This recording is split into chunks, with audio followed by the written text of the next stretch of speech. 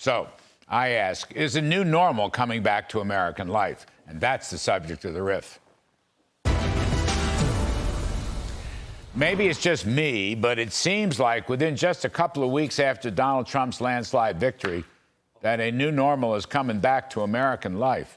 For one thing, the significant magnitude of his election victory has stopped all the horror show scenarios that were predicted by so many in the media, especially the liberal left media. Contrary to the received wisdom, the election was decided that night, not 3 weeks later or several months later, but that very evening. There were no presidential recounts. There was no violence. Mr. Trump won convincingly, and that was that. It was an orderly, normal presidential election. And despite the ritual name-calling, mostly aimed at Mr. Trump, call it the fascist Hitler factor, the fact is Mr. Trump and Mr. Biden sat down amicably in the Oval Office to plan a peaceful and successful transition. Biden looked the happiest he's looked in years. You'd think he voted for Trump. I do. Then this past weekend, Mr. Trump, sitting next to Jill Biden at the Notre Dame Cathedral, looked very cozy, both of them smiling.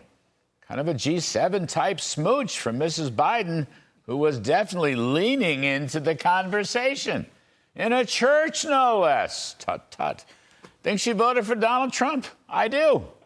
On Meet the Press this weekend, President Trump repeated his campaign message that success would end the divisions and would unify the country. Take a listen. I'm not looking to go back into the past. I'm looking to make our country successful. Retribution will be through success, and we're going to all work together, and we're going to bring it together. And you know what's going to bring it together? Success. Unity. It's going to be a message of unity. And again, I think success brings unity. There you have it. More normalcy. Meanwhile, in New York City, justice was served with the acquittal of former Marine Daniel Penny, where the crazy far-left DA Alvin Bragg once again turned back by a jury of our peers. Penny was a hero. He is a hero. He deserves a medal. And in breaking news, as Jerry Willis reported, the NYPD, working with the FBI, has arrested a suspect in the hideous murder of a healthcare executive. I'm thinking that New York's finest and the FBI agents in the field are very good at what they do if the politicians would just let them do it. I'm thinking the juries are very good at what they do if the politicians would just let them do it.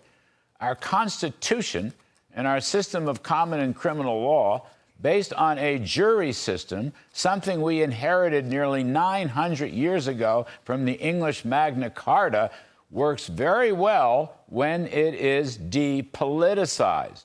The system works if we depoliticize it without left-wing weaponization and lawfare and other forms of manipulation. And yes, I think President Trump will return our legal system back to normal. And then if I can return back to the magnificent feat of restoring Notre Dame, I think President Trump had an eye on restoring normal religion and culture back to American society. Maybe even sending a message to Europe on this as well. Liberal progressives don't like religion.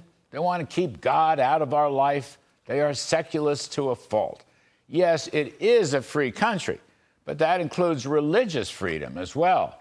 When Mr. Trump went to the Al Smith dinner during the campaign, he was making a statement not only about helping Catholic charities, but about the importance of religion in our culture, in our families, our communities, and our country. He won the Catholic vote by 20 points, according to some exit polls, whereas back in 2020, Joe Biden captured the Catholic vote. Restoring the 800-year-old Notre Dame Cathedral itself was a restatement of the importance of a more religious and spiritual culture. Think of it as the Al Smith dinner writ large.